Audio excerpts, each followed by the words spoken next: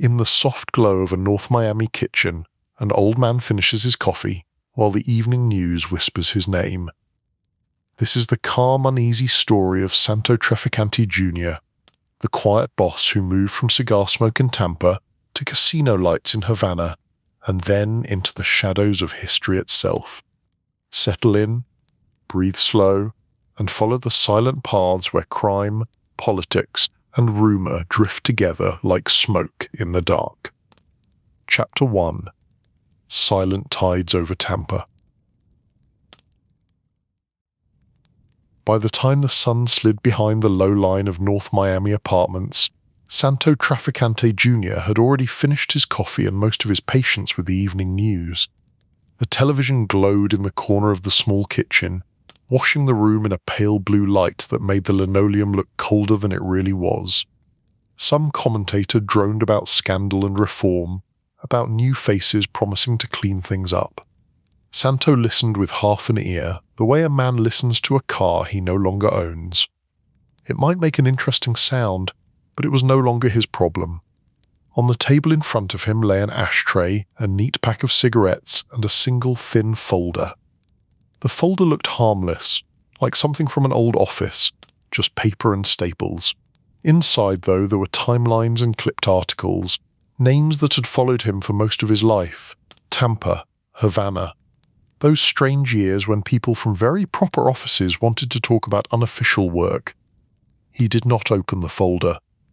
It was enough to know it was there. Outside, a breeze moved the palm fronds and rattled a loose panel on the neighbor's balcony. A car pulled into a parking space, headlights sweeping across the kitchen window before switching off. The television kept talking. The announcer described a new committee in the capital, promising answers to old questions. Santo gave a quiet snort. Committees were like storms out at sea. They looked impressive on a map. They made a lot of noise. Then they moved on, and people went back to what they were doing before. He reached for the pack of cigarettes, thought better of it, and folded his hands instead. His fingers had grown thinner over the years, the skin marked by small scars and the pale spots that come with age. Once these hands had shuffled cards in Havana casinos and signed off on shipments that crossed oceans. Now they mostly handled coffee cups and television remotes. Not the worst trade, he thought. The announcer mentioned his name. Loudly, not as the main attraction, but there it was, slipped into a sentence like a seasoning. A Florida figure, long suspected of this and that. There were a few familiar phrases: alleged, reported, believed to be. The language of people who wanted to say everything and prove nothing. Santo exhaled slowly through his nose. He was used to it. A quiet man became a canvas, and everyone wanted to paint their favorite story on him. His gaze drifted away from the screen to the small framed photograph on the wall. Ybor City, long ago. A narrow street under strings of lights, people standing outside a cafe, cigars in their hands, shadows pooling in the doorways. Somewhere outside the frame, a younger version of him had been running errands, trying not to look too curious. The kettle on the stove gave a soft hiss, steam beginning to rise. Santo stood up, joints complaining only a little, and crossed the kitchen at an unhurried pace. He filled his cup again, dark coffee with a touch of sugar, and stood for a moment by the window while it cooled. North Miami at dusk was its own kind of picture. The pastel buildings, the glow of pool lights, the hum of distant traffic. People who knew his name lived just a few miles away, and yet they passed their evenings without thinking of him. Watching game shows, arguing about who should take out the trash, falling asleep in front of late-night movies. He liked that. Let them have their peace. He had taken his chances long ago. Santo carried the cup back to the table and sat down again. This time he did open the folder. The papers inside were worn at the edges. One clipping showed the old days in Cuba, casinos blazing in the night, the caption eager and naive. Another talked about Tampa and its reputation, all those years when people whispered about bolita and quiet arrangements. Yet another mentioned him as the so-called silent boss, with that mixture of respect and suspicion that reporters favored when they were not sure what they believed. He shuffled the pages, then closed the folder and rested his palm on it. The past was not going anywhere. It never did. His mind slid back without effort, like a camera pulling focus. North Miami faded. The television chatter became distant. In its place came the memory of another kitchen, in another time, when the night outside was wrapped around Ybor City and the smell of tobacco hung in the curtains. In those days, streetlights in Tampa made long golden pools on the pavement, and the air carried a mix of coffee, cigars, and rain that never quite arrived. Men leaned in doorways, talking softly. Women walked in pairs, their heels clicking on the sidewalks. Somewhere, always, there was the rattle of numbers games, the quiet calculation of who owed what to whom. His father had moved through that world like a man who owned not just a business, but the silence around it. Santo Sr. did not slam doors or raise his voice. He did not have to. When he entered a cafe, conversation shifted, sometimes just by a few degrees. People sat straighter, laughed a little less loudly, corrected their posture the way students do when the teacher walks in. As a boy, Santo had watched all this with careful eyes. His father taught him that money mattered, of course, but reputation mattered more. It was better to be the man no one dared to underestimate than the man everyone bragged about. Do not be noisy, his father used to say. Loud men draw trouble. Quiet men draw respect. No quotation marks, Santo thought, amused at himself, and then let the memory flow on. He pictured the old cafes of Ybor City, with old men playing cards and younger ones pretending they were not listening to every word. He remembered the back rooms where cigar smoke and coffee steam turned the air into a kind of soft fog. There, ledgers were balanced, arrangements were renewed, and people who owed too much were given gentle warnings. The warnings were very gentle at first. Later, if needed, someone might be quietly removed from the picture. Santo had understood even as a teenager that some people simply did not appear in certain stories anymore. Their absence was explained with shrugs. They had left town, they had found religion, they had discovered a sudden love of distant relatives. Adults never said the other words. They did not have to. He did not romanticize it as he grew older. It was a business. A sharp putt, but a business. Tampa was full of such businesses, some with shiny signs and some with back doors only. The difference, his father had explained, was that in their line of work, a mistake carried interest of a very personal kind. As Santo sat in his North Miami kitchen years later, he could still feel the rhythm of those early nights. The clink of cups, the low hum of conversation, the rustet of paper money being counted with quick, practiced fingers. The city had been smaller then, easier to understand.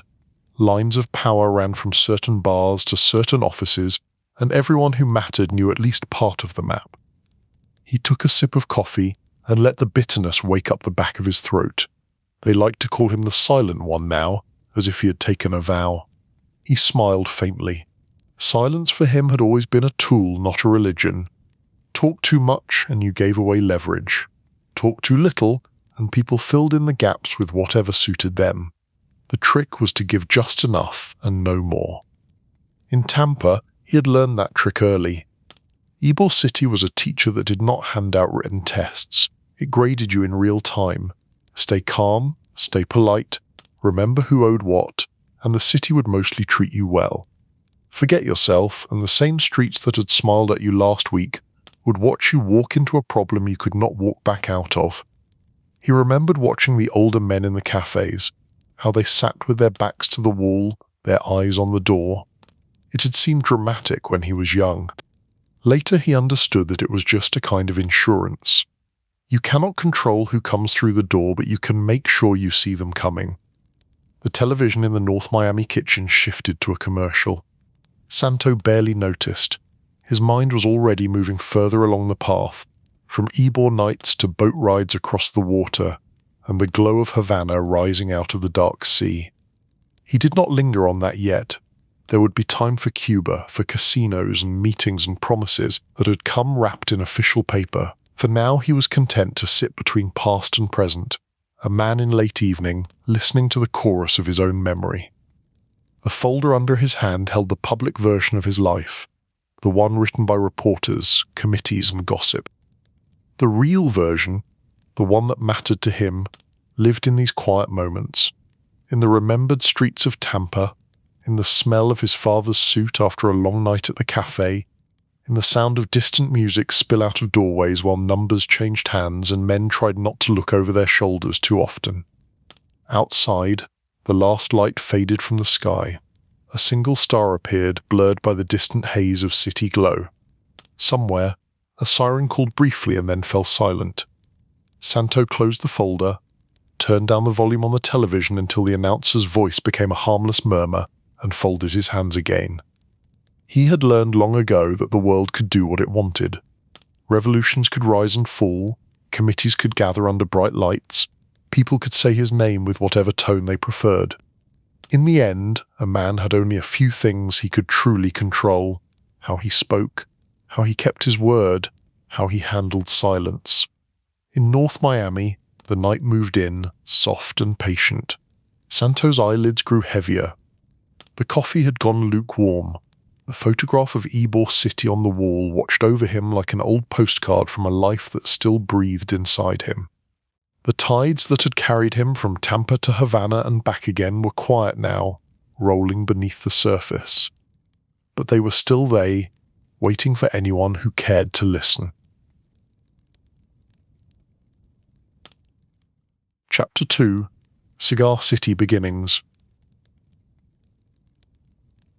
Long before North Miami kitchens and congressional questions, there was a boy in Ybor City who spoke 2 languages and understood that the grown-ups had at least 3 more: Spanish for home, English for school and official things, and a third, silent language made of glances, shrugs, and words that never reached the paper.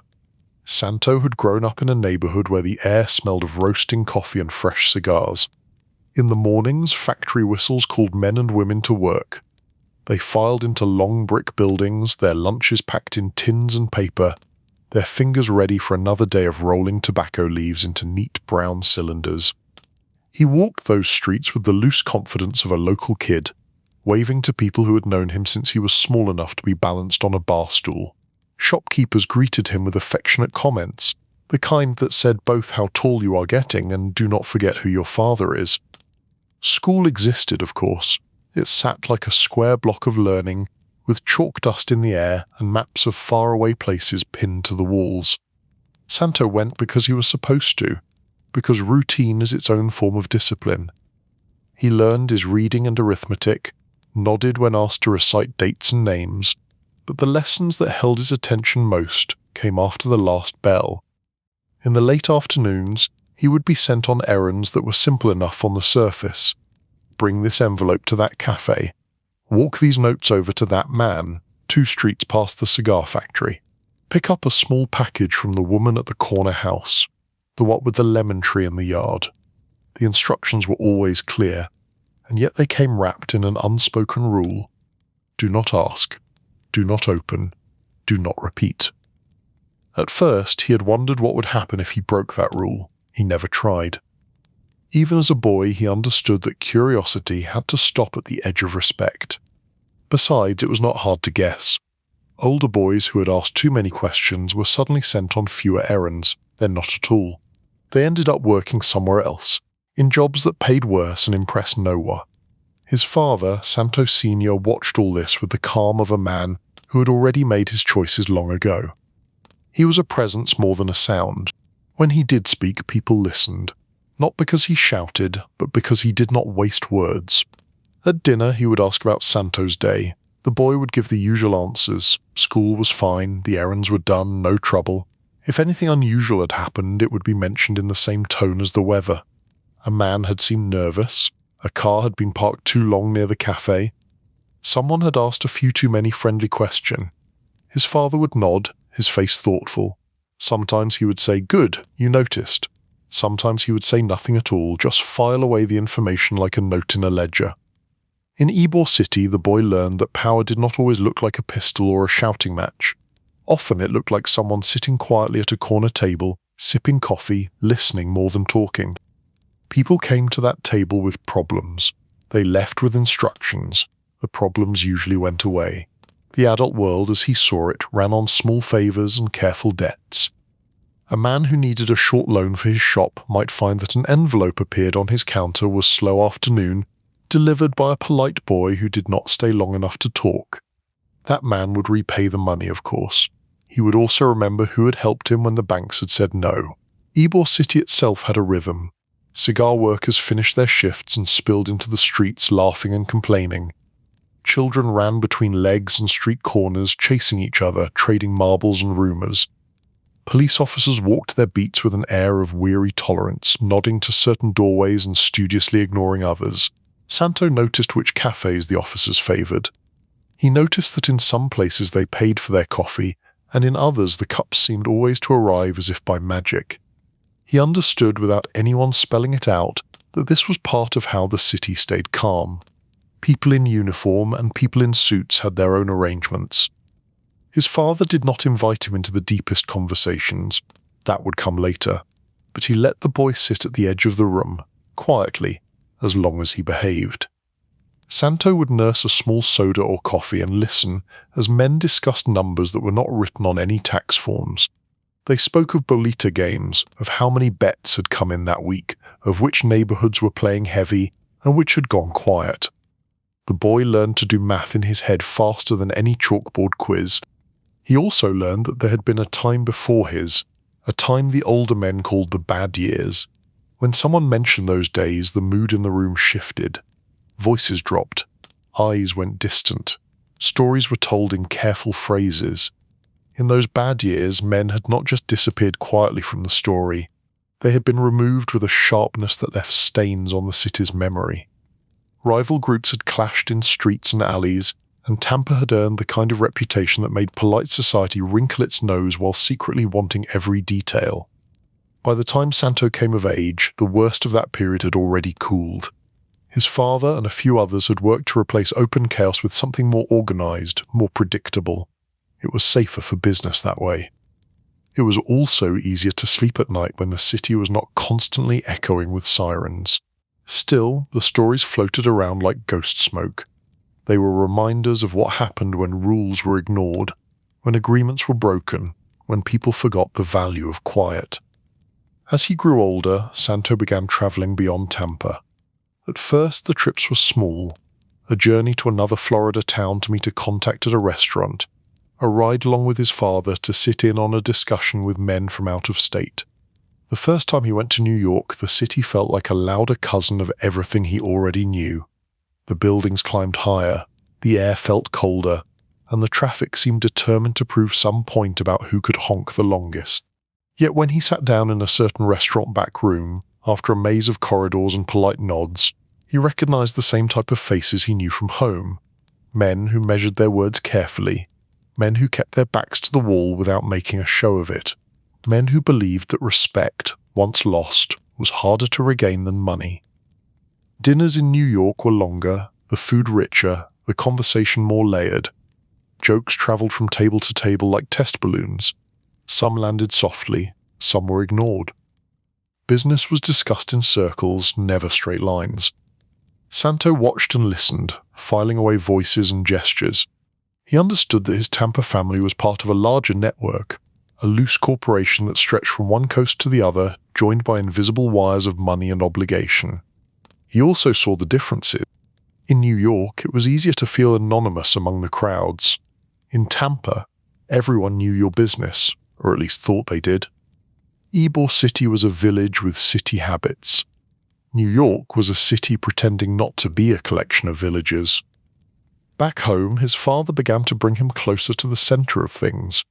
The errands changed from simple deliveries to more serious tasks. He would sit in on meetings, not at the edge of the room anymore, but at the table, quietly keeping track of who said what. Afterward, his father would ask his opinion.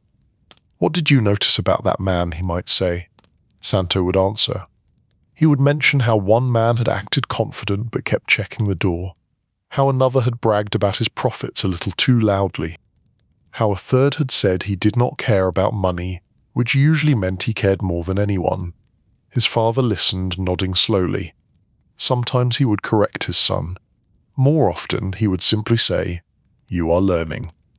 Outside the cafes and back rooms, the world went on. Tampa politicians gave speeches about clean government. Newspapers printed stories about reform and crackdowns. Yet certain cafes stayed busy, and certain men kept their tables. The city, like anyone who needs to get through the month, learned to balance its conscience with its budget. Santo moved through it all with an air of quiet observation. He grew more serious, more controlled. He learned that anger was a luxury best avoided. If something bothered him, he filed it away until the right time to address it. If someone tried to provoke him, he let the comment slide past with a faint smile. At night, walking home along the streets of Ybor City, he would listen to the sounds of the neighborhood. Laughter spilling from open doors, a radio playing distant music, a lone car passing too slowly, then moving on. He felt the city like a living thing, with a pulse you could sense if you paid attention. He knew that somewhere beyond the horizon other cities were waiting. New York he had already seen. There were whispers about Havana, about an island where the music never stopped and the casinos sparkled like jewelry along the waterfront. For now, though, his world was Tampa. The brick buildings, the cigar smoke, the cafes where his father's name carried weight. The lessons were simple, but not easy. Remember who helped you and who tried to use you. Speak little, listen much. The boy who had once carried envelopes without understanding their contents was becoming a man who could read entire stories in a single handshake. Years later, when he sat at a kitchen table in North Miami, folders in front of him, and reporters saying his name on television, he would still think back to those Tampa evenings, to the way his father had moved through a room without raising his voice, to the way men had fallen in line, not because of fear alone, but because order suited them better than the chaos that had come before. In the quiet spaces of memory, Ybor City remained forever in twilight. The street lights always just turning on, the workers always just getting off shift, the cafes always half full of regulars who knew exactly when to laugh and when to lower their voices. It was there, in that Cigar City beginning, that Santo Trafficante Junior first learned how to live between what people said and what they meant, a skill that would carry him far from those narrow streets, and then, eventually. Chapter 3. The Road to Havana. The first time Santo Trafficante Junior saw the lights of Havana rising out of the dark, he thought the city looked like someone had spilled a jewelry box along the edge of the sea. The boat rocked gently under his feet, the night air warm and heavy with salt. Behind him lay Tampa and Ybor City, those streets of brick and tobacco. Ahead of him a different kind of promise waited, bright and humming. He stood at the railing, coat collar turned up against the wind, and tried not to look too much like a tourist. On the deck nearby, men in suits played cards with the patience of travelers who knew that the real business would start only after they reached the shore. Someone laughed too loudly. Someone else shushed him. Santo watched the glow of the harbour grow larger. He already knew the numbers, at least on Payford. He knew how much money a good night at the tables could pull in, how much went to the house, how much went to partners, how much to those in uniform who like their share in cash rather than compliments. But numbers on paper were one thing. A city full of music and chants was another. His father had sent him ahead this time, a sign of trust, and a test rolled into one. The elder Trafficante had dealings on the island already, quiet arrangements that mixed Tampa experience with Cuban opportunity. Now the son was to see it for himself, and show he could move comfortably in this larger room. When the boat finally eased into the harbour and the gangway dropped, the scent of Havana hit him in layers. Sea salt, exhaust from trucks on the dock, cooking from nearby stalls, a faint hint of rum that seemed to live in the air itself. Voices rose and fell in Spanish and English, with other languages woven through like threads. Customs officials in crisp uniforms watched the flow of passengers. Some were checked more closely than others. Santo stepped forward with the calm of a man who had nothing to hide and nothing to confess. His papers were in order. His smile was polite but not eager. He knew that the trick was to be memorable for the right reasons, or not memorable at all. A few questions, a stamp, a nod, then he was through. A car waited for him beyond the gate, a dark sedan with a driver whose eyes flicked quickly over Santo and then back to the road. They exchanged simple greetings, nothing more. Names did not always need repeating when everyone already knew who everyone else was. As they drove through the city, Santo watched Havana roll past the window. Neon signs for clubs and hotels painted the night in soft colors. On some corners, musicians played for small crowds, the notes of guitar and trumpet spill into the street. Couples walked arm in arm. Taxi drivers argued with each other in good-natured bursts. The driver nodded toward a cluster of bright buildings near the waterfront. Casinos, he said. Good for business. Santo smiled faintly. Good for some people's business, he replied. The car turned up a wide avenue lined with palm trees and slowing traffic.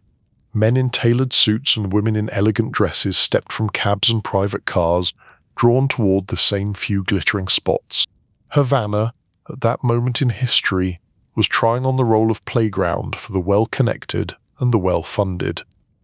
Inside one of those bright buildings, the Sans Souci Cabaret, the air trembled with music and conversation. The floor show danced under hot lights.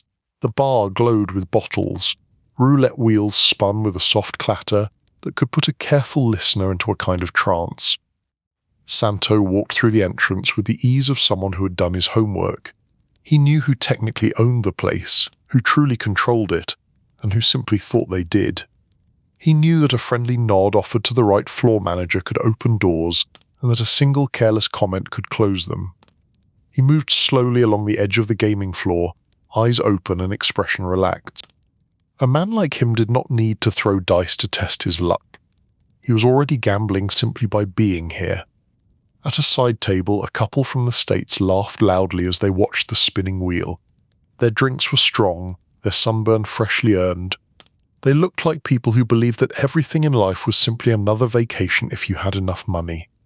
A few steps away, a smaller table held men who sat straighter and spoke more quietly. These were the ones who mattered.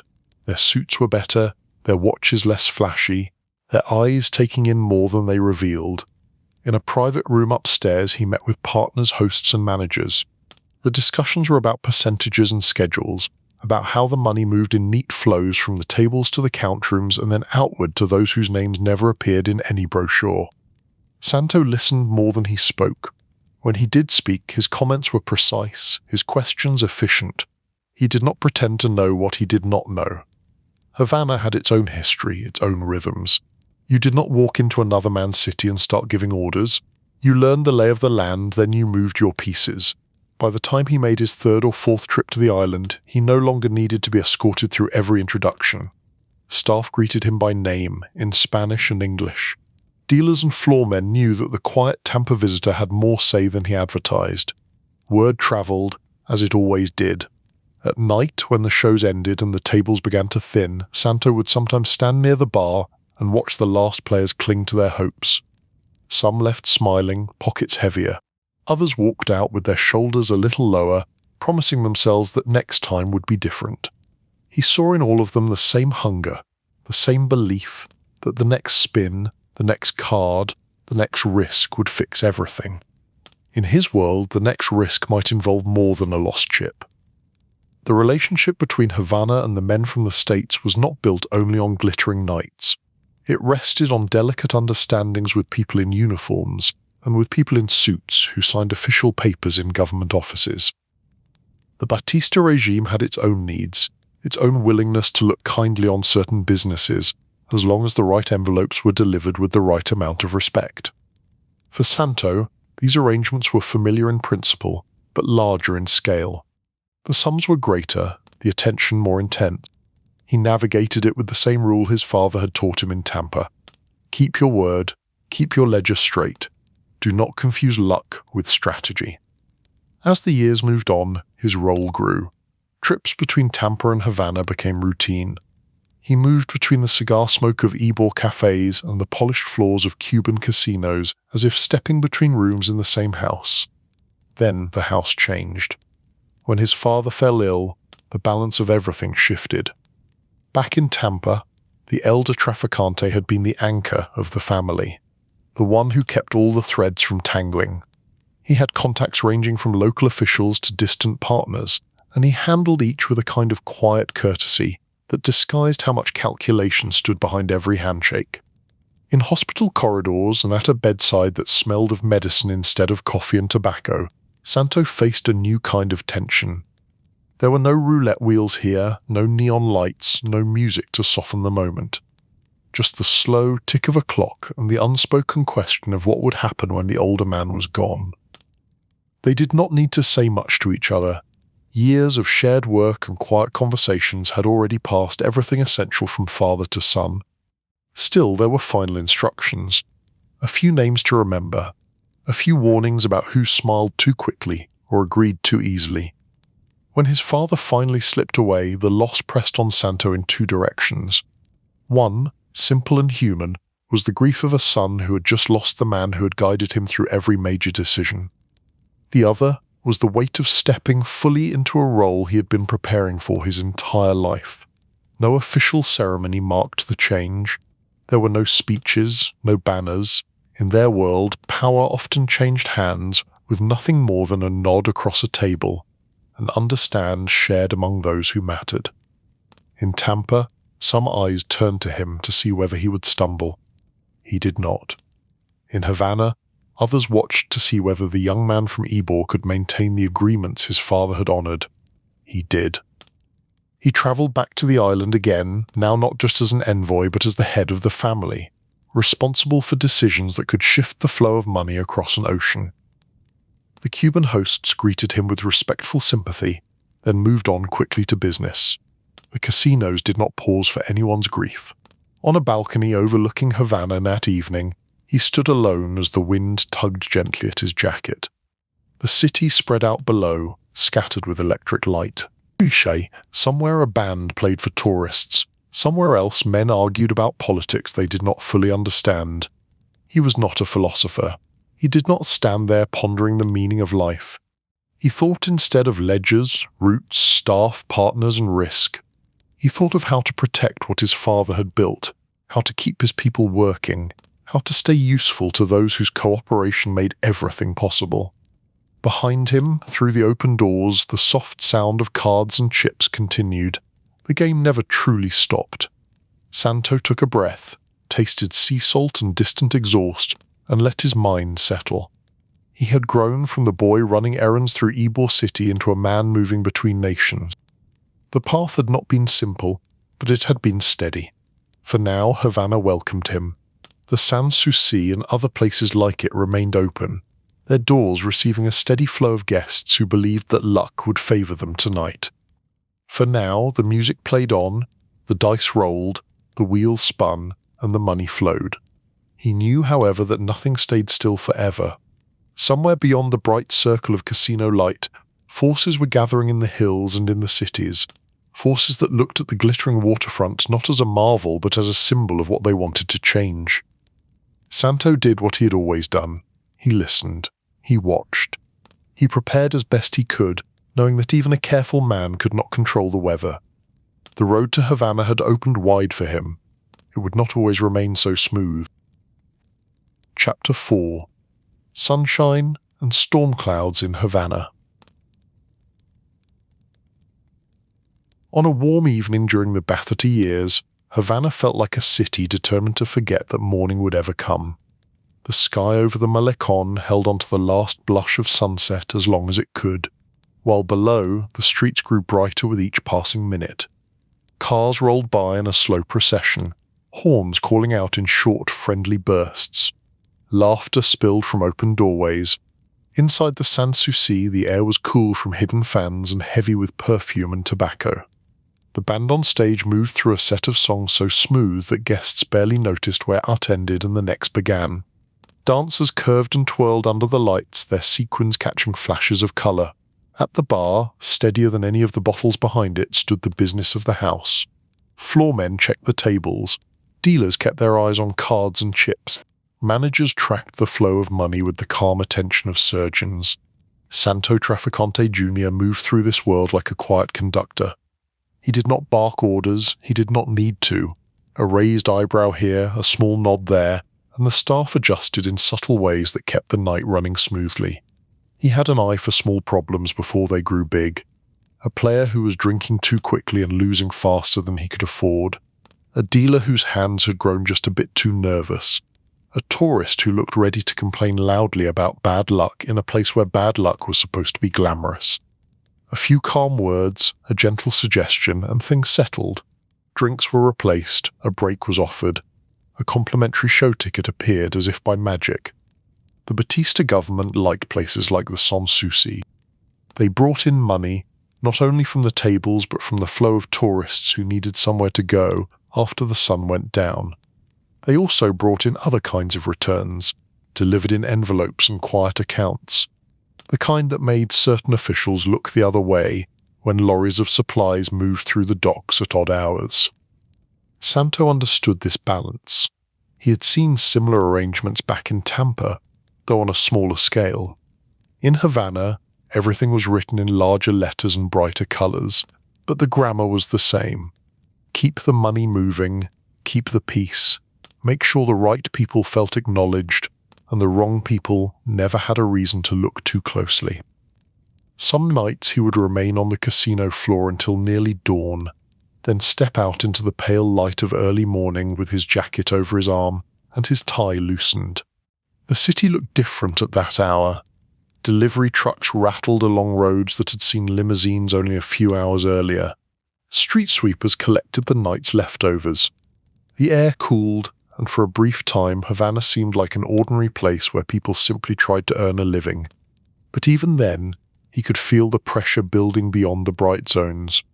Rumours came in waves, a raid in the countryside, a speech broadcast from a secret location.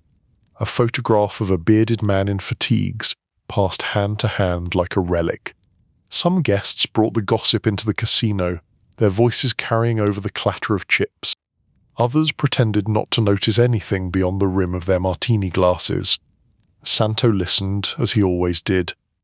Taxi drivers usually knew more than half the politicians in any city, and he made a point of talking with them, offering fair tips and respect. They spoke of roadblocks, of young men heading into the hills, of friends who had decided that the old ways had gone too far. He did not see himself as a revolutionary or a reactionary. He saw himself as someone whose work depended on stability. Change, especially fast change, tended to sweep away the kind of long-standing agreements that made his world possible.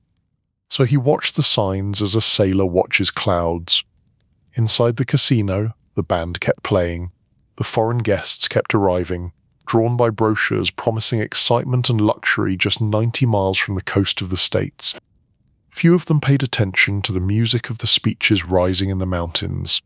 They were here to forget about their own cities, not to worry about this. For a while, it seemed possible that the storm might stay far away. Governments had faced uprisings before. Regimes had survived worse. The island, with its charm and its vices, felt like it had been doing this dance forever. Then, quickly and slowly all at once, things changed. There came a night when the news spread through Havana not as rumour but as fact. Batista had left. Power was shifting. The bearded fighters were not only in the hills anymore, they were moving toward the capital, toward the very streets where tourists still sipped drinks and dealers still shuffled cards. In the Sans Souci, the change arrived first as a feeling. Staff members glanced more often at the doors. Players who followed the news grew restless. Managers spent more time on the telephones in back offices. Santo stood in met of those offices, the air stale from too many cigarettes and too much worry. Maps lay on the table. Radios crackled with reports, some confirmed, some not. Calls came from Tampa, from other cities, from associates who wanted to know whether they should stay invested or get out while they still could. There was no easy answer. He knew that the new forces were not likely to view the casinos as charming ornaments. To them, these places represented something sour at the heart of the old order, a sign that the island's riches served a few while many had little. In the days that followed, scenes that would have felt unthinkable a year earlier unfolded in quick succession. Soldiers, not the usual kind, appeared near properties once considered untouchable. Some staff members vanished from their posts, choosing uncertainty elsewhere over certainty here. Others tried to hold on, hoping that their jobs might survive a change in flag. Santo tried to manage an orderly retreat, if retreat was truly possible. Records had to be moved or destroyed. Cash reserves had to be protected or written off as lost. Staff who had been loyal for years needed guidance about whether to stay or go. Through it all, he kept his voice even and his face calm. Panic never solved anything, and frightened people made mistakes. Eventually, the change in power became complete enough that staying was no longer an option. The new government did not want managers from Tampa and New York running casinos in Havana. They had other plans for those buildings and for the money that flowed through them. For Santo, the end of the Cuban chapter came with more confusion than drama. He was detained, questioned, looked at as a symbol of a past the new rulers wanted to erase. The details of those days blurred together in his memory, not because they were unimportant, but because the general feeling outweighed any single scene. There were small rooms, stern faces, questions asked in firm voices. Why had he come to Cuba? Who were his partners? What connection did he have to foreign powers, to politicians, to intelligence services? He answered carefully, not too much, not too little. He understood that in such moments your words could weigh more than the sum of your past deeds. In the end, they decided not to keep him. They sent him out instead. Expelled, a polite word for being told that your chapter in this story was finished, whether you agreed or not. At the airport, as he waited for a flight that would take him away from the island he had helped turn into a gambling hub, Santo watched other exiles gather in weary knots. Businessmen, families, minor officials, workers who had once relied on the casinos for their pay. They carried suitcases, children, and expressions of disbelief. Some cursed the new rulers under their breath. Some cursed the old ones. Many simply looked stunned, as if they had awakened from a vivid dream to find the room rearranged. When the plane lifted off, Havana spread beneath them in a patchwork of lights fading into the distance. Santo looked down, not in dramatic farewell, but with the practical eyes of a man measuring loss. Investments gone, routes disrupted, contacts now living under a very different sky. He thought of the nights at the Sans Souci, of the music and the careful sound of chips. He thought of conversations in side rooms, plans drawn up on paper that had seemed so solid. He thought of the path that had led him from Ybor City to this moment, and how quickly fortune could turn. Back in Florida, the sun still shone almost every day. But for Santo, the light felt different now, a bit harsher, as if reflecting off the empty space where Havana prophets used to stand. He returned to Tampa and to Miami, to the familiar cafes and the newer apartments, carrying with him not only the memory of what had been built and lost, but also a quiet resolve. The world had reminded him of its oldest rules. No empire, no matter how smooth the band or bright the neon, was permanent. In the evenings, as he sat once more in Florida kitchens and restaurants, planning new ventures and repairing old lines, he could still hear the echo of Cuban music in his mind. Havana had given him years of opportunity and had taken it back in a handful of months. The sunshine of those casino nights had been real, so had the storm clouds that followed. He had endured both. Exile, Miami nights, and new games.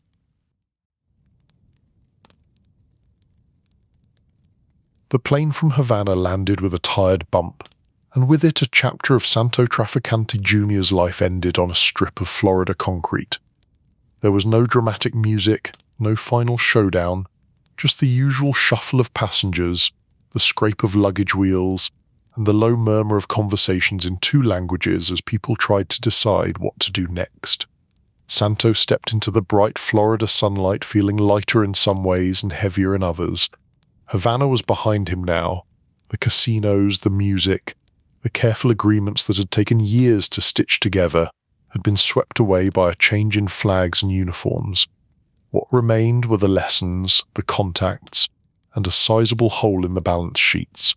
He had been forced out of Cuba, escorted away as if he were some relic of a past that the new rulers wanted to pack up and store in a back room. Now he was back on his home side of the water, where the palm trees were familiar and the accent changed as you moved from Tampa to Miami. Loss had a taste. Not bitter exactly, but flat, like coffee left too long on the burner. He felt it as he rode from the airport through streets lined with motels, billboards, and gas stations that all promised a brighter future to anyone with enough credit. In Tampa, some people greeted him with sympathy, others with calculation. The fall of Havana had not just emptied his pockets. It had shaken every person who had built their plans on the idea that the island would always welcome money and discretion from the States. There were meetings in back rooms again, this time filled with the soft rust of worry. Men who had once spoken boldly about expansion now spoke more quietly about survival. They talked about consolidating, about staying low, about how to keep the law at arm's length while everyone adjusted to the new map. Santo listened and made notes in his mind. Without Cuba, the Tampa organization would have to lean more heavily on its domestic legs. Gambling in Florida did not vanish just because the Caribbean adventure had gone sour. Numbers games still ran, cards were still dealt, and people still found ways to lose money after swearing they would never gamble again. The challenge was not to invent business so much as to shift it, to divert streams that had been flowing toward Havana back into other channels.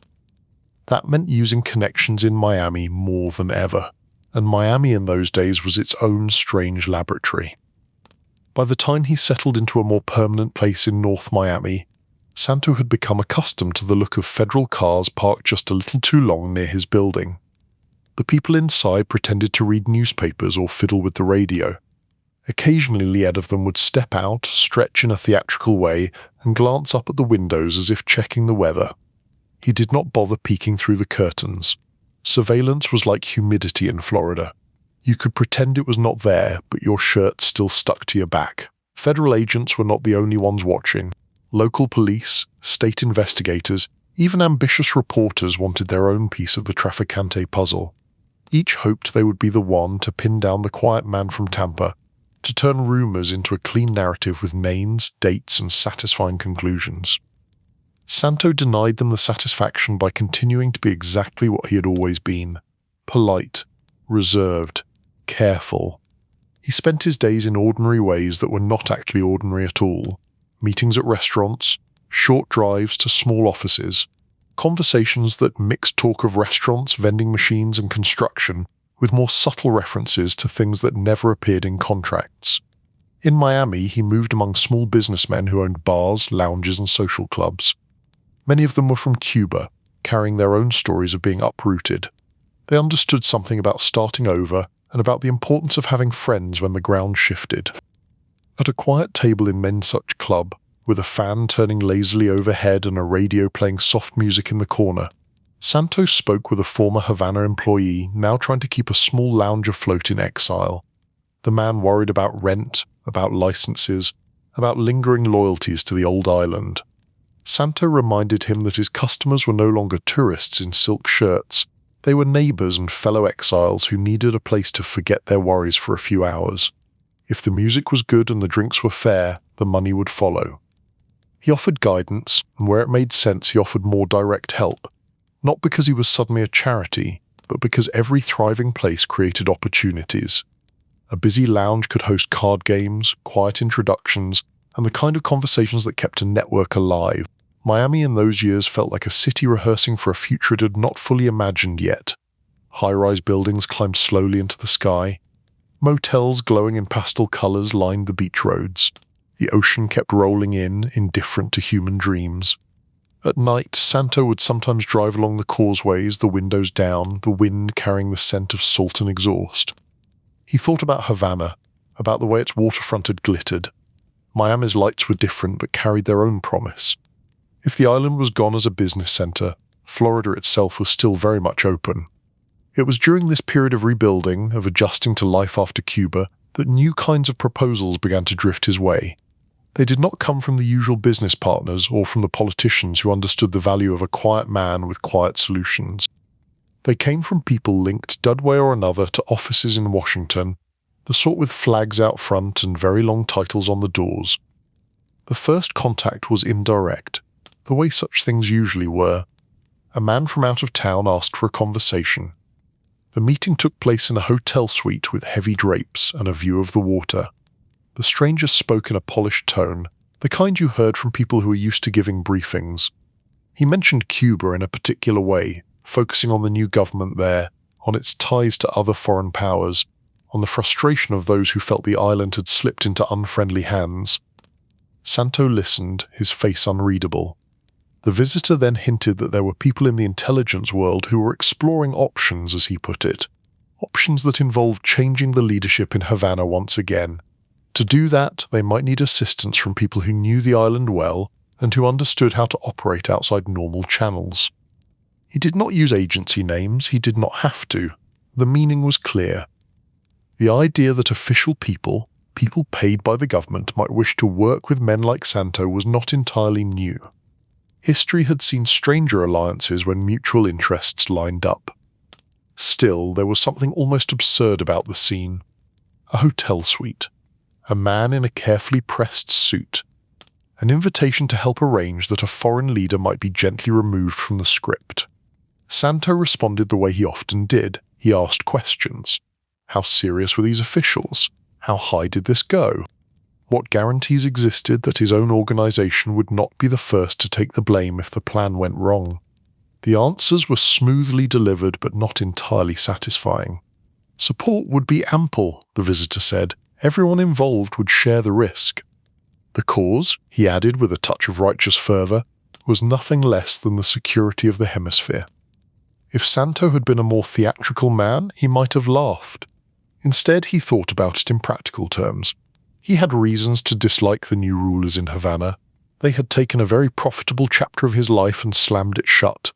On the other hand, working with official agencies to try to unseat a foreign leader was not the sort of project you could casually chalk up as just another casino investment. He left the meeting with no firm commitment, only an agreement to keep talking. As always, he kept his options open. Word of these approaches reached others in his circle. Names like Johnny Roselli and Sam from Chicago moved in the same orbit, men who knew how to handle delicate tasks and who had their own histories with the island. Conversations multiplied, some in hotel suites, some in quiet houses, some in restaurants where the waiter knew better than to hover too close. There were discussions of methods that sounded like the plot of an overexcited novel. Poison here, a staged accident there, schemes involving pills, syringes, and imaginative forms of delivery. The intelligence people seemed almost eager to brainstorm, as if they had discovered a new game. Santo kept his tone level. To him, all the creative talk was less thrilling than it was troubling. He had built his career on being predictable, on minimizing noise. These plans sounded noisy even before they started. Yet he did not walk away outright. The times were uncertain. The government in Havana posed real concerns to powerful figures in Washington. To be seen as helpful might carry its own kind of protection. To refuse too sharply might draw unwanted suspicion. So he moved along the edge of this new world, careful not to lean too far in. Back in Tampa and Miami, daily life remained a mix of mundane tasks and quiet tension. He met with lawyers, accountants, and longtime associates. He visited restaurants that served food reminding exiles of the island they had left. He attended family gatherings where children ran through living rooms while the adults spoke in guarded phrases about the old days and the new worries. Federal agents still watched. Now, however, they were not the only ones paying attention. Somewhere in the tangle of agencies that made up the national security community, files bearing his name were being opened and updated, their pages filled with speculation and partial reports. If Santo felt the weight of those folders, he did not show it. He had grown up with the understanding that someone was always listening. Ybor City had taught him that. Havana had confirmed it.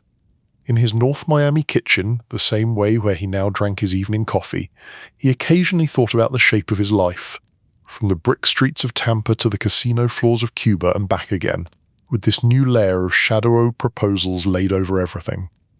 He had survived the loss of Havana by adapting, by shifting his focus, by respecting the limits of what Pun Man could control. Now in this new world of exile communities, federal interest, and whispered plans hatched in government suites, he would need that same calm more than ever. The game had changed, the stakes had risen, but his approach remained, as always, steady.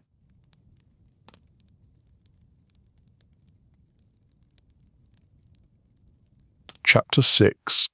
Plots in the Shadows. The hotel room where they met had the sort of bland elegance that tried very hard to be forgettable. Neutral walls, heavy curtains, a view of water that could have been any bay or harbour in the country.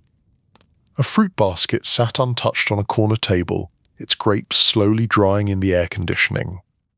Santo Trafficante Junior sat in an armchair near the window, his posture relaxed, his eyes anything but. Across from him, on a sofa that seemed designed never to be truly comfortable, sat a man who called himself a consultant. The consultant spoke fluent official language without ever stating plainly who paid his salary. He talked about national security, strategic interests, and the problem of Havana. He did not say intelligence service, but it hovered just behind his teeth. He explained again that there were highly placed individuals who believed the new Cuban leader posed a serious threat. They were exploring unconventional options. They respected, he said, the experience of men like Santo and his associates, who understood both the island and the more discreet skills of their trade. Santo listened, giving little away. The consultant outlined an idea after another. There could be contacts inside Cuba who might be willing to act if incentivized. There could be materials provided, substances that might be slipped into food or drink. There were even more eccentric suggestions, involving objects that could be tampered with in ways that sounded more like a magician's trick than a serious operation. Every plan came wrapped in phrases like plausible deniability and national interest. For Santo, it all distilled to a simple question. What are you really asking me to do, and how exposed will my people be if it fails? The consultant promised protections. He promised that no one would be left hanging if things went wrong. His smile suggested a confidence that might have reassured a younger man. Santo was not a younger man. He had seen what happened when governments changed direction. Alliances that seemed firm could dissolve overnight. A man who had been useful on Monday could be disavowed on Friday if that suited the headlines. So he kept his answers cautious. He knew people in Cuba, he said. Some of them might be willing to work against the new leadership. But any plan would need to be realistic, not something dreamed up in a conference room by men who had never set foot in Havana. Over the next months he met more than once with various intermediaries. Some were polished, some rough around the edges. Names like Johnny, the smooth-talking figure linked to the West Coast, and Sam, from the Midwestern city of deep dish and long shadows, drifted in and out of the arrangements. Each had their own reasons to dislike the Cuban leader. Each had their own fears about getting too close to official projects. The tone of their meetings was oddly calm, considering what they discussed. They sipped coffee, sometimes stronger drinks, and spoke in low voices about how people had been removed from the stage in the past. It was not as if the underworld had never seen a leader taken out of the story before. The difference here was the invitation from the other side of the law. The irony was not lost on anyone. For years government men had chased them, tried to tear down their operations, painted them as enemies of society. Now some in those same circles wanted to hire them for a task too sensitive to place on official letterhead. Jokes were made, dry ones. Someone suggested they send invoices. Another wondered who would get the medal if this plan somehow worked. Underneath the sarcasm lay a steady undercurrent of unease. In rooms far from the public eye, materials appeared. Pills, powders, substances described in careful scientific terms. They were supposed to be tasteless, odorless, perfectly effective, a modern solution to an old problem. Santo held one of the small containers between two fingers at one point, feeling its weight. It did not look like much. A few grains, a few drops, that was all it would take, the man presenting it said with a strange hint of pride. He thought of how many times he had watched tourists in Havana laughing over their cocktails, convinced that the only danger in their glass was the morning after. It was one thing to deal with rivals in the world he knew, where everyone understood the risks. It was another thing entirely to involve unofficial substances in official schemes directed at a head of state. He set the container down and told the man to keep it safe. Nothing would be decided that day. As ideas multiplied, practical obstacles appeared. Getting close to the target was no simple matter. Security around the Cuban leader tightened as the revolution settled into power. People who might once have been tempted to betray him now felt the weight of new loyalties, or the fear of harsh punishment. Some contacts inside Cuba backed away, sensing that the winds were changing too fast. Others vanished from communication altogether. Messages that once traveled along familiar paths began to bounce back or disappear into silence. In Florida and elsewhere in the States, those involved in the planning started to realize that this was not a simple side project. It required coordination among agencies, politicians, and underworld figures who did not naturally trust each other. That level of cooperation is difficult under the best circumstances. In the fog of secrecy, it became almost comical. A date would be proposed, then cancelled. A route for a courier would be agreed upon, then suddenly deemed insecure. A promised payment would be delayed by some bureaucracy that did not officially exist. Santo watched the whole thing with increasing skepticism.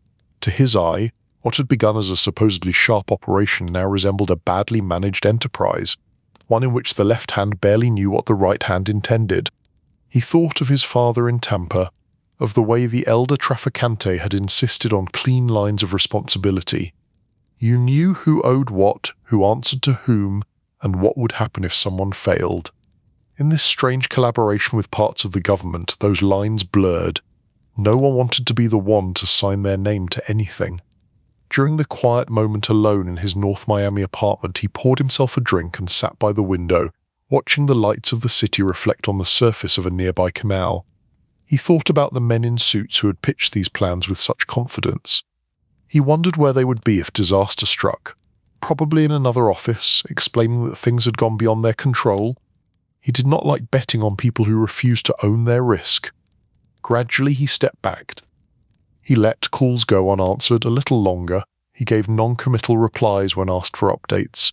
Without ever making a noisy announcement, he began to remove himself from the center of the effort. The plans, already fragile, started to sag. Other players remained involved for a time, but the momentum drained away. The Cuban leader did not fall. Whatever had been plotted in hotel rooms and safe houses dissolved into rumors, partial stories, and classified reports that would sleep in government archives for years. For Santo, this chapter became just another layer of shadow around his name. He was aware that if anyone ever pulled on the thread, they might find mentions of him in the notes of committees and investigators. That awareness did not frighten him so much as it annoyed him.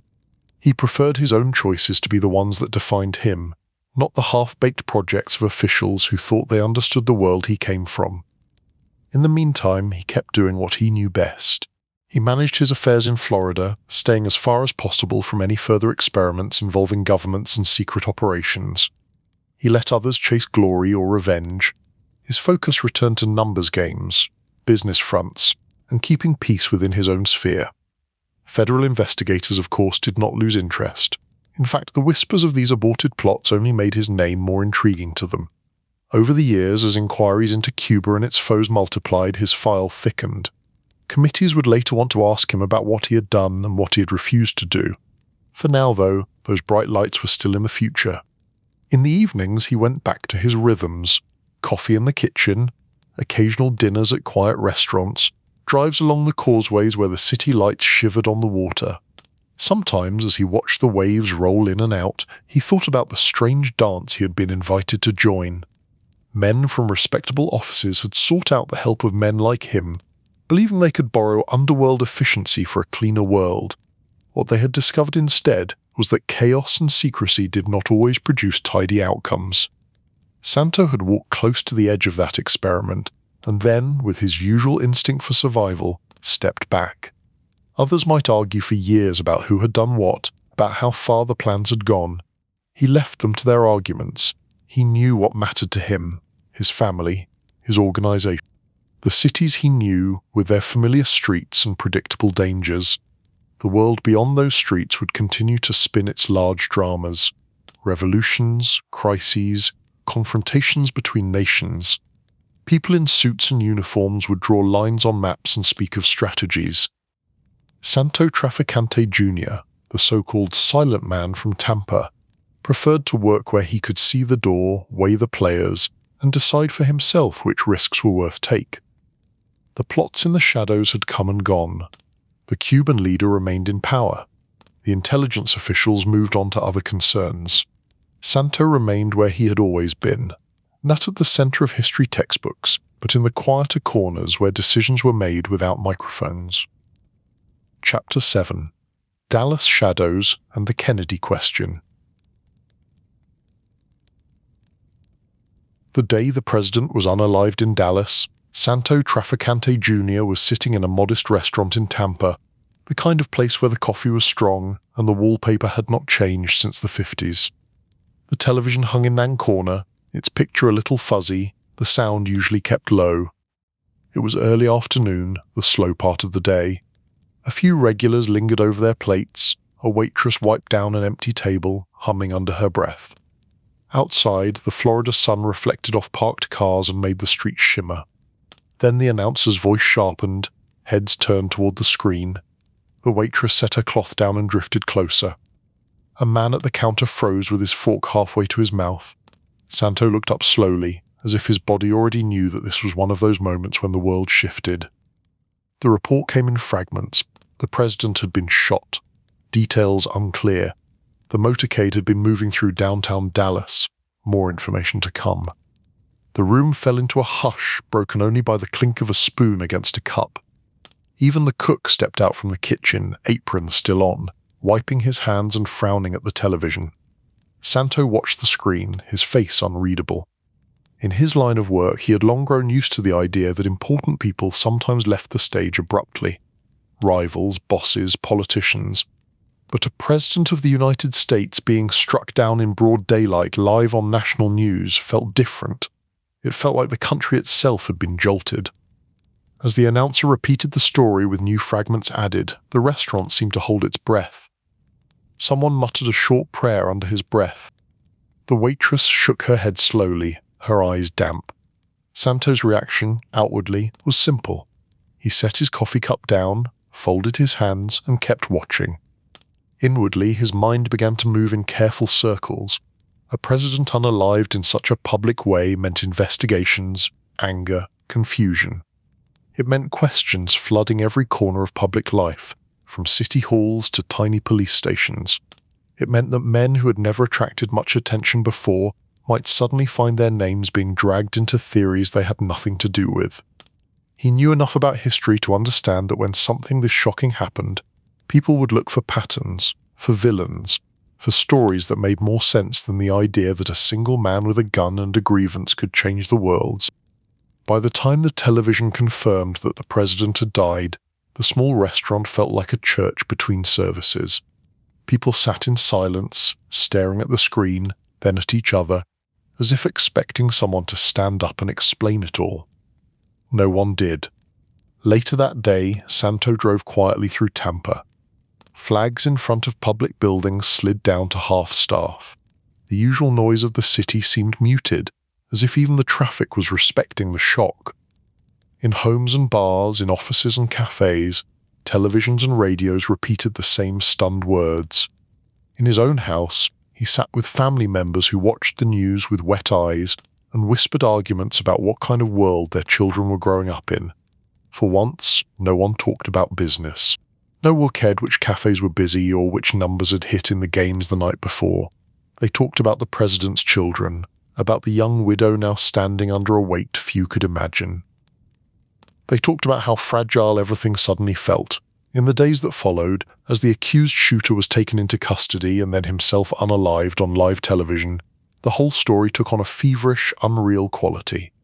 It seemed impossible that so many dramatic events could unfold in such a short time, in front of cameras, with the whole country watching. Rumors were born faster than facts could steady themselves. In barbershops and waiting rooms, in factories and offices, people whispered theories that leaped from the accused man in Dallas to Cuba, to anti-Castro activists, to organized crime, to foreign powers. Santo heard these whispers the way a man hears thunder in the distance. He knew one of the names floating just beneath the surface in some of these theories was his own. Not because there was evidence, because his life intersected with some of the lines people liked to draw on their maps.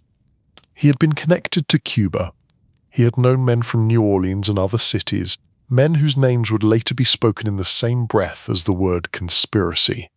He had been approached by people linked in one way or another to intelligence projects.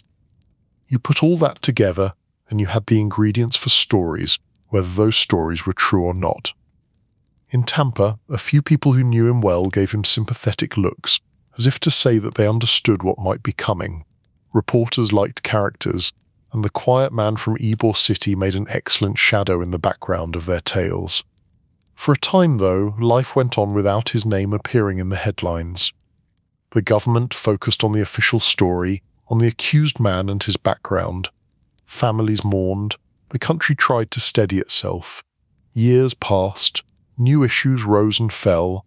Wars overseas, protests in streets, elections and scandals and reforms.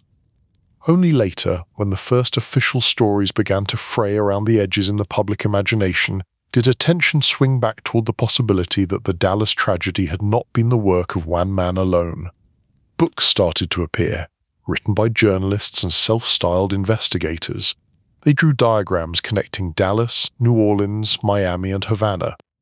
They mentioned names that had once passed through the Havana casino scene, through the world of anti-Castro plots, through the halls of organized crime. One of those names was his. Santo saw his own face in news articles and on television screens more and more often. Photographs of him, usually looking calm and slightly bored in a suit and tie, were placed next to pictures of other men with similar reputations. Carlos from New Orleans, Sam from Chicago, Johnny from glamorous West Coast circles. Some authors spoke with certainty about meetings that had taken place, with the kind of confidence that suggested they had been personally standing in the room, even though they had not. According to them, the quiet man from Tampa had sat in smoke-filled gatherings where plans to unalive the president were discussed. He was said to have offered opinions, to have expressed feelings about the Kennedy brothers, about their pursuit of organized crime, about the way they had squeezed Havana and its friends. Santo, when asked directly, denied any such involvement. He did so consistently, in private conversations and in legal settings. To his mind, the idea that he would participate in a plan to unalive the President of the United States was not only dangerous but disastrously foolish. It was one thing to navigate the sharp margins of the underworld. It was another to invite the full fury of a nation by striking at its leader. Still, denials rarely make as exciting a story as allegations. Investigations grew more serious. Committees in Washington reviewed thick folders filled with statements, reports, and third-hand accounts. Former agents and informants gave testimony that sometimes contradicted itself within a paragraph. From time to time, Santo was summoned to talk. In windowless rooms he sat across from government lawyers, their ties neat, their question precise.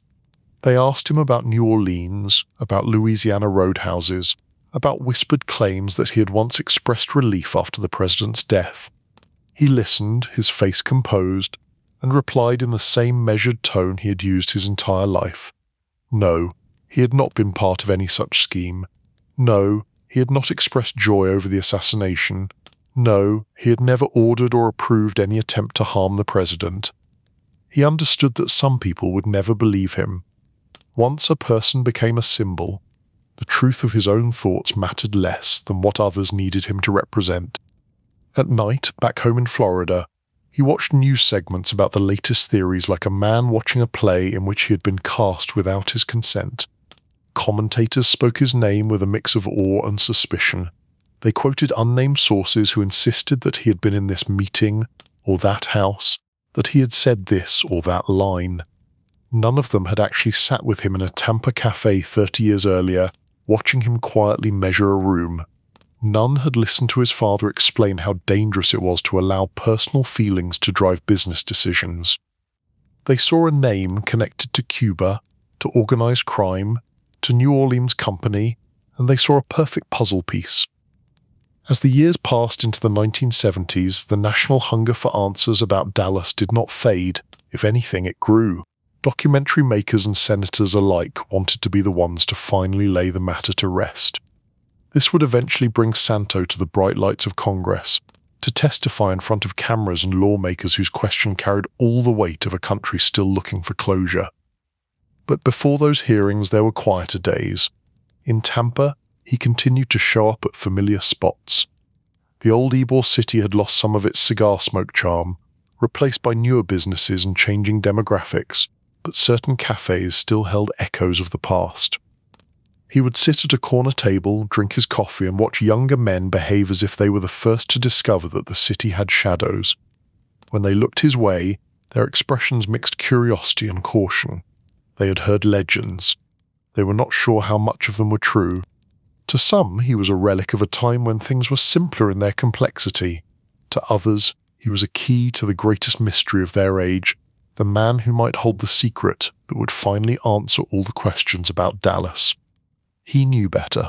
Life, in his experience, rarely arranged itself into neat stories. It muddled and overlapped and left gaps that people filled with their own fears and hopes. Still, he understood why they wanted answers. He too had watched that day in Tampa when the news broke, feeling the same chill that ran through the rest of the country. He remembered the waitress clutching her cloth, the man at the counter frozen mid-bite, the cook standing in the doorway, apron dusty with flour. In that moment, no one had been thinking about conspiracies. They had been thinking only that the world had just become a little more uncertain. The fact that his name would later be threaded into that uncertainty, sometimes fairly, often not, was part of the strange cost of the life he had chosen. He had built an existence in the margins, dealing in shadows and understandings. Now, when the nation looked into its darkest questions, it saw his silhouette and could not resist drawing him in. He faced it the way he faced most things, calmly, with measured words, with an understand that in a world hungry for simple villains, silence might be the only defense he had left. Chapter 8. The Silent Dawn in Late Sunlight. By the time the 1970s settled over Tampa, the city felt like an old photograph that someone had tried to color by hand. The outlines were still there, but the shades had shifted. Cigar factories that once clattered with workers now stood partially quiet. New businesses moved in, bringing different crowds, different music, different smells. Yet if you walked the streets of Ybor City at certain hours, you could still feel the beat of the old rhythm beneath the new layers. A couple of cafes survived almost untouched, their counters worn smooth by decades of elbows, their coffee as dark and strong as ever. It was in these places that Santo Trafficante Junior sometimes appeared, not as the young apprentice or middle-aged operator he once had been, but as an older man with careful steps and a face that carried the fine lines of too many late nights. He would take his accustomed corner seat, one that allowed a clear view of the door and most of the room. The staff knew his habits: coffee first, little sugar, a quiet nodding greeting, nothing more. Younger men watched him from the edges. Some belonged to the newer generation of the underworld, raised on stories of Cuba and Dallas and congressional hearings. To them, he was a living link to a time when deals were negotiated over espresso, and when a single nod from the right man could change a career.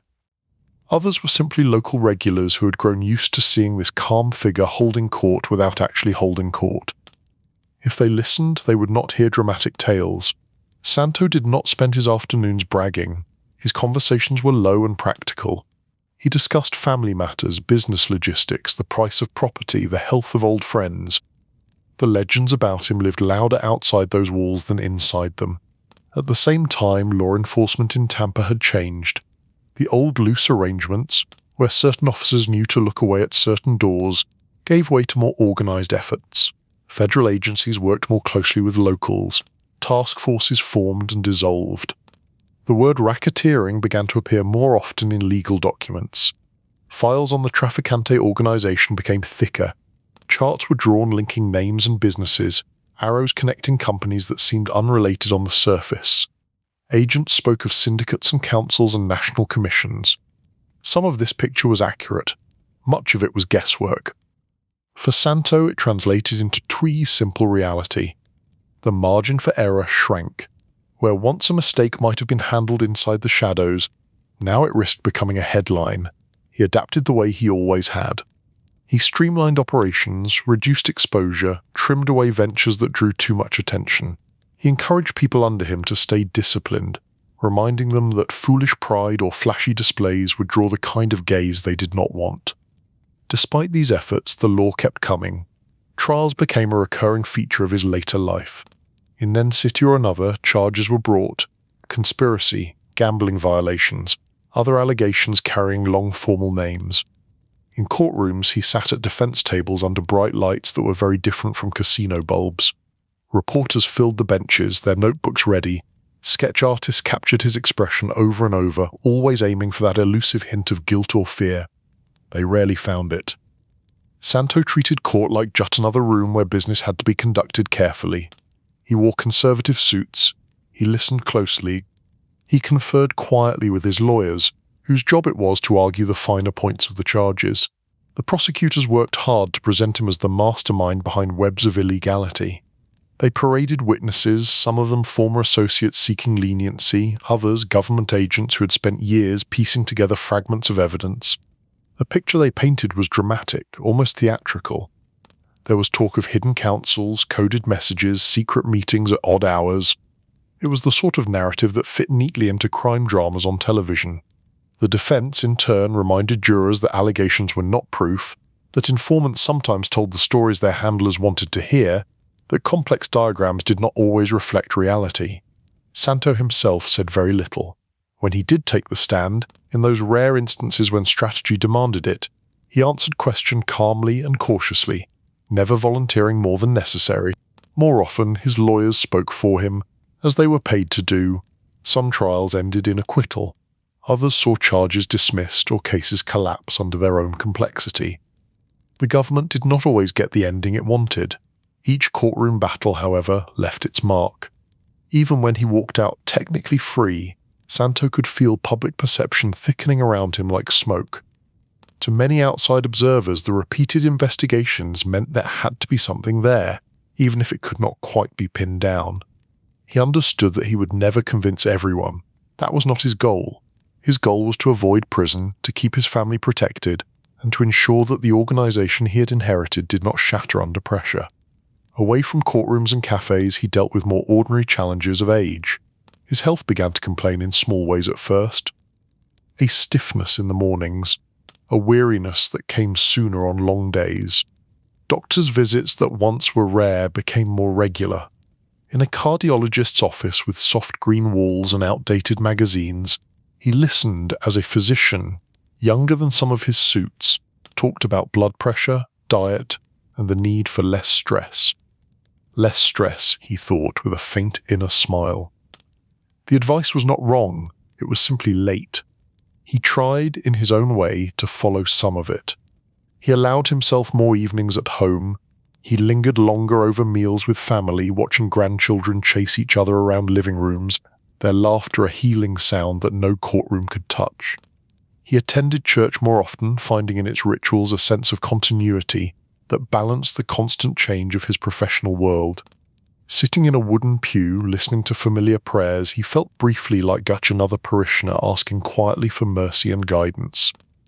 People in the congregation recognized him, of course. Tampa was not that big. Some looked at him with respect, some with suspicion, some with something like curiosity. He returned their glances with polite nods and kept his thoughts to himself. In conversations at home, he sometimes spoke in softer tones about the world that was emerging. Young people with long hair and loud music, protests on television, new ideas about authority, equality, and what was acceptable. The underworld itself was changing too.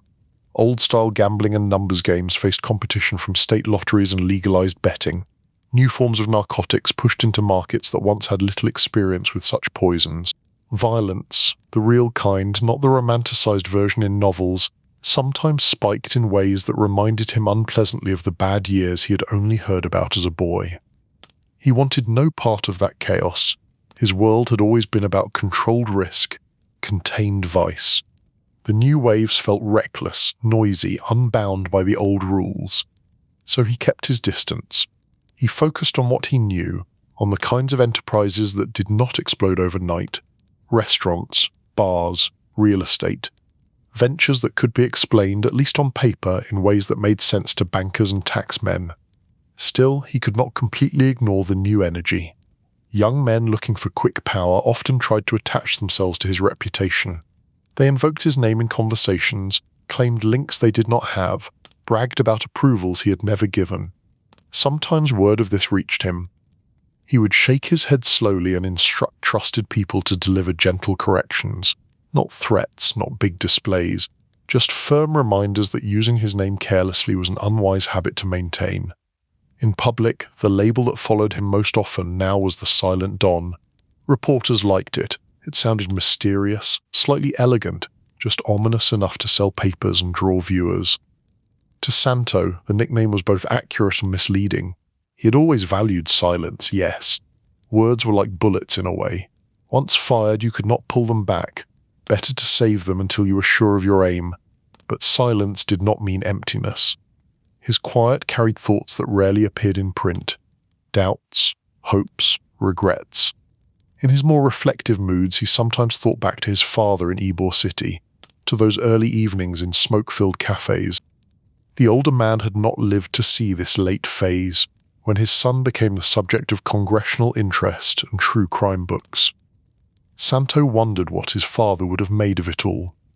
Perhaps he would have chuckled at the government's obsession with grand conspiracies. Perhaps he would have reminded his son that every choice came with a ledger of consequences, and that the sum of a life could not be reduced to a single headline. On certain quiet afternoons, as the sun slanted through the blinds of his North Miami home, dust floating like tiny planets in a thin beam of light, Santo would sit at his kitchen table with a cup of coffee and feel the distance between who he was to himself and who he was to the world outside. To himself, he was still that boy from the brick streets of Ybor City who had learned early how to carry envelopes without asking question, who had learned that keeping your word was a kind of armor. To the world, he had become a symbol of Tampa's hidden history, of Havana's glittering nights, of whispers about Dallas and the Central Intelligence Agency, and the tangled dance between crime and politics. He could not fully control that second image anymore. It had taken on a life of its own, fed by authors and investigators and museum exhibits. What he could control, late in life, was the way he moved through his remaining days. So he chose calm. He chose measured steps. He chose to sit in cafes and kitchens to watch grandchildren grow, to answer legal questions with care, and to let the world think what it would. In the late sunlight of his years, the Silent Don remained what he had always been beneath the stories. A man who believed that in a loud and restless world, the greatest power he still possessed was the choice of when to speak and when to let silence carry the rest. Chapter 9. Under the Bright Lights of Congress. The summons to Washington arrived in the flat, official language that drained drama out of dramatic things, that spoke of committees and inquiries, of national interest and the need for testimony. The letter could have been about road repairs, except for the names printed near the bottom and the subject everyone already knew lingered between the lines. The country, restless even years after the Dallas tragedy, wanted more answers. The House had formed a special committee to look again at the sudden ending of a president's life and the cloud of doubt that had never really moved on. Their work would pull in witnesses from all corners of the map, but certain names glowed a little brighter on their lists. Santo Trafficante Junior was one of them. When he boarded the plane from Florida to Washington, he did so as a man who had already seen too much to expect fairness from headlines. The cabin hummed with the small sounds of travel. Newspapers rustled, ice clinked in plastic cups, an engine vibrated insistently below the floor. He sat by the window, hands folded, watching the coastline fall away beneath the clouds. Somewhere behind him, two business travelers argued quietly about hotel reservation. A child asked endless questions about how planes stayed in the air. The stewardess moved down the aisle with a practiced half-smile. Santo thought of other flights he had taken, to Havana in the bright days of the casinos, from Havana in the tense days of expulsion. Those trips had been about money and opportunity. This one was about memory and suspicion. When the plane dipped toward Washington, the patchwork of suburbs and government buildings spread out below like an orderly model. Straight streets, geometric parks, a city built to look rational even when the human stories inside it were anything but. At the airport, men with serious expressions met him. Some were clearly law enforcement, their posture betraying years of training. Others were staffers holding clipboards and talking into phones with the quick, low intensity of people who lived on schedules. Cars carried him past the monuments and marble fronts that tourists came to photograph. The Capitol dome gleamed against a pale sky. Flags flapped in a steady breeze. From the outside, Washington looked timeless, as if the buildings themselves guaranteed that everything done inside must be wise. Santo knew better. The hearing room where he would appear had been polished for the cameras. Rows of microphones waited on the long table where committee members sat, their nameplates neatly aligned. Behind them, staffers shuffled papers and checked notes, making sure no one would be caught without the statistics or quotes needed for a sharp question.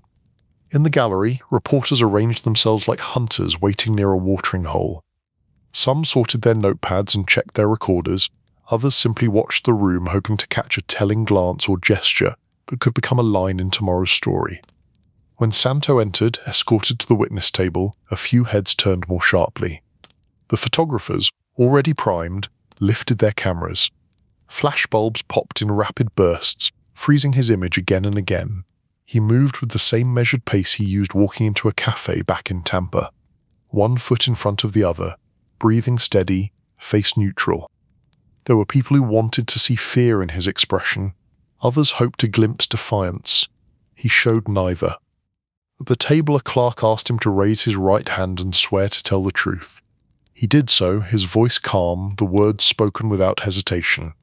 He had repeated oaths before in different rooms under different charges. The procedure carried no mystery for him anymore. The committee chairman began with polite formalities: name, age, place of residence, a brief outline of his history that was anything but brief once the staffers finished reciting it, Tampa upbringing, Cuban ventures, alleged ties to figures from New Orleans and Chicago, investigations, trials, and acquittals lined up in a tidy list. It sounded to an untrained ear like the curriculum of a man whose life had been nothing but intrigue. To Santo, it was just the highlights someone else had chosen from a much longer story. Then the question turned toward Dallas. Did he know this man? The committee member asked, naming a New Orleans boss whose reputation had grown nearly as thick as Santo's own. Yes, he answered simply. Had he ever met with him in the months before the president was unalived? He paused just long enough to register the weight of the question, then replied. On the advice of counsel, he said, I respectfully decline to answer, invoking my constitutional right. The familiar phrase hung in the air, and pens scratched it down like a new lyric in a very old song. Again and again the pattern repeated. Did he attend a meeting at such and such a place? Did he ever express satisfaction at the news of the president's death? Did he know of plans, discussions, rumors that might indicate a wider arrangement behind the tragedy? Each time, after a brief consultation with the lawyer seated beside him, or after a quick internal calculation, he returned to the same shield. On the advice of counsel, I declined to answer. To some watching on television, it sounded like stubbornness, perhaps even arrogance. If he had nothing to hide, they argued in living rooms across the country, why not simply speak? To Santo, the choice was less dramatic. He had spent his life learning that any words spoken under official lights could be twisted, misheard, or used in ways the speaker never intended. His silence in that room was not a performance. It was a continuation of the strategy that had kept him free in the face of so many storms. Committee members reacted in different ways. Some grew visibly frustrated, their questions sharpening, their tone turning stern. Others took a cooler approach, letting the accumulation of refusals speak for itself.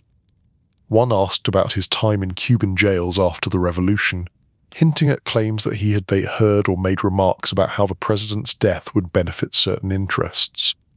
Santo considered the question, remembering the bleak walls of those cells, the echoing corridors, the mix of fear and boredom. He also remembered how often, in later years, those few days had been used by others to weave elaborate stories. On the advice of counsel, he said again, I respectfully decline. The cameras recorded every repetition. Outside the hearing room, commentators were already preparing their scripts. Some would say he had stonewalled. Others would suggest his silence was the sound of guilt. A few, more cautious, would note that his refusal to answer might be as much a legal tactic as a moral index. Inside, time moved strangely. For the witness, the hours blurred into an overlapping rhythm of questions and refusals, with only an occasional straightforward answer about basic biographical facts. For the committee members, each response or non-response was another puzzle piece to be weighed, debated, and perhaps rearranged back in their offices. When they finally dismissed him, the chairman thanked him with a formality that felt more obligatory than heartfelt. Santo stood, nodded slightly, and was led out through side corridors designed to keep witnesses away from the immediate crush of cameras. Even so, it was impossible to avoid all press. In Nen hallway, a cluster of reporters waited like a living wall, microphones tilted toward him, voices fired questions. Did he have any comment on the day's testimony? Why had he refused to answer so many questions? Did he feel any responsibility to help the country finally understand what had happened in Dallas? He gave them what he usually gave people seeking a quote, almost nothing. I have great respect for this country and its laws, he said, keeping his tone even. I have followed the advice of my attorneys, that is all. Then he moved on, leaving the reporters to spin those few words into whatever stories they needed. Back at his hotel, he loosened his tie and sat for a moment on the edge of the bed, the room quiet except for the distant hum of traffic. The day had been Nanmore performance in a long series of performances, but this one had felt different. The stakes were not only his own freedom or reputation. He had been called into a national ritual of grief and suspicion, a ceremony where the country revisited its most painful memory and looked for faces to assign to its anger. He poured himself a glass of water and drank it slowly. On the small television in the corner, a news anchor was already discussing the hearing, his own image appearing in a box on the screen. The anchor spoke about him as if he were a character in a show, describing his calm demeanor and his repeated invocations of constitutional rights. Analysts speculated on what that silence meant. Some said it suggested deeper involvement. Others argued that anyone in his position, even an innocent person, would be wise to say as little as possible. Santo turned the volume down until the anchor's mouth moved without sound. The next day he met briefly with his attorneys, who reviewed the proceedings with professional detachment. From their point of view, the strategy had worked. He had given little that could be twisted into a charge. The committee had gained more of a spectacle than solid new evidence. He flew back to Florida as he had come, sitting by the window watching the ground roll away beneath clouds that did not care who sat inside the metal tube passing above them. In Tampa and North Miami, the hearings left their mark. People who had known him for years now watched clips of his testimony on evening news programs. Some called to say they thought he had handled himself well. Others did not call, preferring to keep their distance from anyone tangled in such high-level attention. The House Committee would eventually issue its reports, thick volumes filled with careful language. They would suggest that there had likely been more than one person involved in the Dallas tragedy, though they could not say precisely who. They would mention his name and the names of others, in that strange tone of partial suspicion and partial uncertainty. For the public, these conclusions only fueled further debate. Had the silent Don from Tampa played a hidden role? Had his connections to Cuba and to other bosses made him part of a larger pattern? Or was he simply another convenient villain in a story that refused to settle? For Santo, life after Congress looked much like life before. He still drank his coffee at the kitchen table. He still attended church, sat in cafes, met with lawyers and relatives. The glare of national attention faded slowly, like sunlight after a stormy afternoon, but the shadow of those hearings stayed with him. He had stood under the bright lights, listened to the nation's questions spoken through the voices of elected officials, and chosen, again and again, not to answer. To some, that made him an enemy of the truth. To him, it was simply survival. Chapter 10. The Last Hand and the Legacy. In the late 1980s, time caught up with Santo Trafficante Junior in the quiet, relentless way it eventually catches everyone. It did not arrive with sirens or headlines. It arrived in the form of tired mornings, heavier steps, and medical charts with too many numbers circled in red ink. Doctors spoke of arteries and pressure, of risks and procedures. Their voices were professional, their concern genuine. They recommended tests, then more tests, then the possibility of surgery to repair a heart that had carried its owner through decades of tension and late nights. In examination rooms with pale walls and humming fluorescent lights, Santo listened. He was an old man now, but his eyes still watched everything. Nurses moved with efficient kindness. Technicians attached wires and checked monitors. When they told him that an operation would give him a better chance of more years, he weighed the decision the way he weighed most things, calmly. Hospitals, in their own way, were like casinos. People entered hoping for favorable odds. Professionals moved between rooms like dealers navigating tables.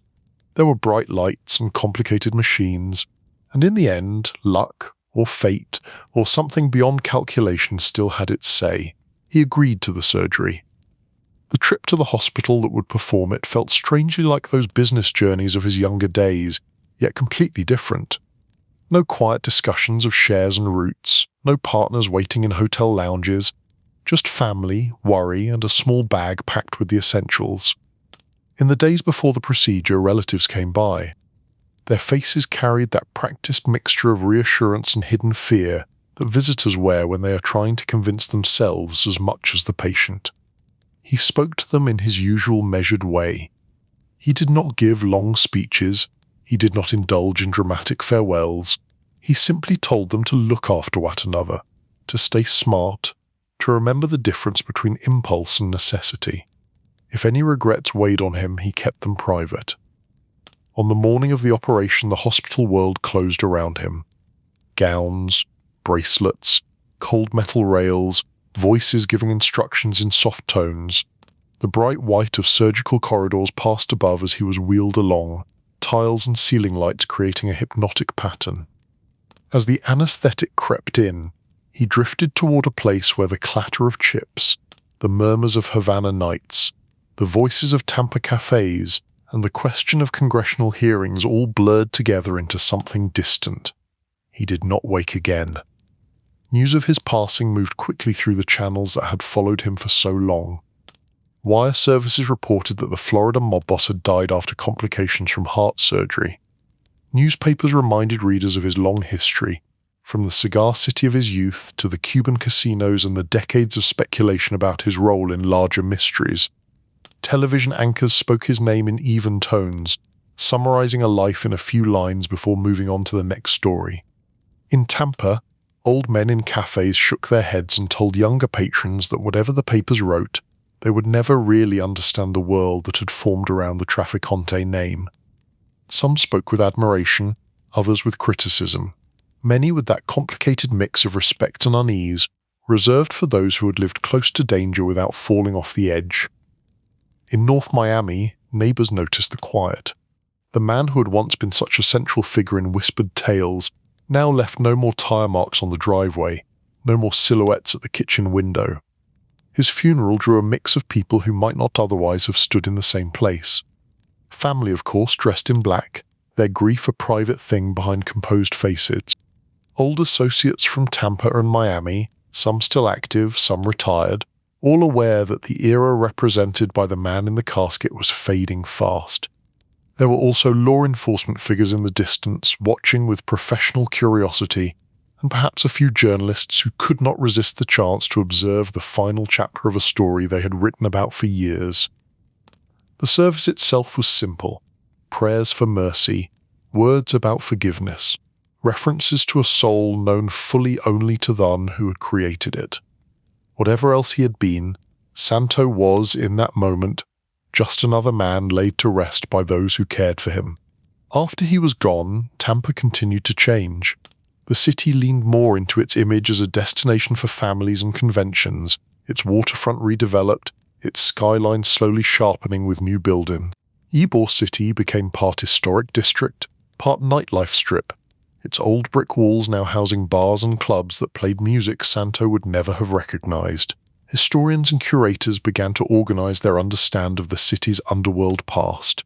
Exhibits appeared in museums, telling visitors about the long shadow of organized crime in Florida. The Trafficante family featured prominently, their story tied to gambling, bootlegging, and the intersection of immigrant communities, politics, and law enforcement. In Las Vegas and in institutions devoted to the history of organized crime, his name appeared on plaques and timelines. Visitors read about him in neat paragraphs, far removed from the messy reality of late-night meetings and coded conversations. Books multiplied. Some were careful, restrained, built on years of research and cross-checking. Others were looser, more eager to fill gaps with speculation. Together, they turned the man who had once been the quiet presence in a corner table into a character in the larger American saga of crime and power. For those who had known him personally, the transformation felt odd. To them, he had been the relative who advised with a measured voice, the boss who preferred calm to chaos, the man who considered silence a useful tool. To strangers, he became a symbol of an era when Tampa was more than beaches and sports teams, of a time when Havana's casinos glittered under foreign management, of the enduring belief that somewhere, in the shadows of Dallas and of government files, men like him had sat at tables where history was rearranged. Whether any of those beliefs were fully fair or not mattered less as the years went on. People needed stories. He fit conveniently into several. Yet beneath the myths, some simple truths remained. He had been shaped by Ybor City, by the smells of coffee and cigars, by a father who taught him that a man's word and a clear ledger mattered more than loud threats. He had managed to move from local operations to international ventures and back again, riding tides that had drowned others. He had chosen, again and again, to keep his thoughts largely his own, letting others talk while he listened. That habit had kept him alive and free long past the point when many of his contemporaries had fallen. It had also meant that when the country went look for answers to its deepest question, he remained a locked door. People could knock, pry, and speculate about what lay behind it, but he rarely opened it more than a crack. For some, that made him infuriating. For others, fascinating. In the end, Tyne did what committees and trials never fully could. It closed his story. But stories do not end just because the main character leaves the stage. They echo. In Tampa, tourists now stroll streets where men once whispered about numbers and shipments. They take photographs of restored buildings, stop in cafes that sell carefully crafted versions of the same strong coffee that fueled so many quiet deals. They may see a photo on a wall, a black and white image of a man in a suit, and skim the caption without fully absorbing it. In museums and books, his name appears as one among many in the long, complicated tale of organized crime in America. The silent Don, the Tampa boss, the man tied in rumor to everything from Havana schemes to Dallas secrets. At night, when the city finally settles under its blanket of humid air and soft streetlights, those echoes seem closer. The brick walls remember voices. The sidewalks remember footsteps. If you stand in a quiet corner of Ybor City at closing time, the clink of dishes and the last scraps of conversation fading, you might imagine for a moment that you see an older man sitting at a table, hands folded around a cup, watching the room without ever raising his voice. You might imagine him listening to the world argue about who he was and what he had done, a faint smile touching his lips as he chooses, one last time, not to answer. Because in the life of Santo Trafficante Junior, the greatest constant was not the swirl of scandal or the roll of dice. It was the belief that in a noisy world, power often belonged to those who knew when to speak and when to let silence carry its own kind of truth. And so the man is gone, but the question remains, drifting like cigar smoke through the halls of history, curling gently around the stories people tell about Tampa, about Havana, about Washington, and about the thin line between legend and fact.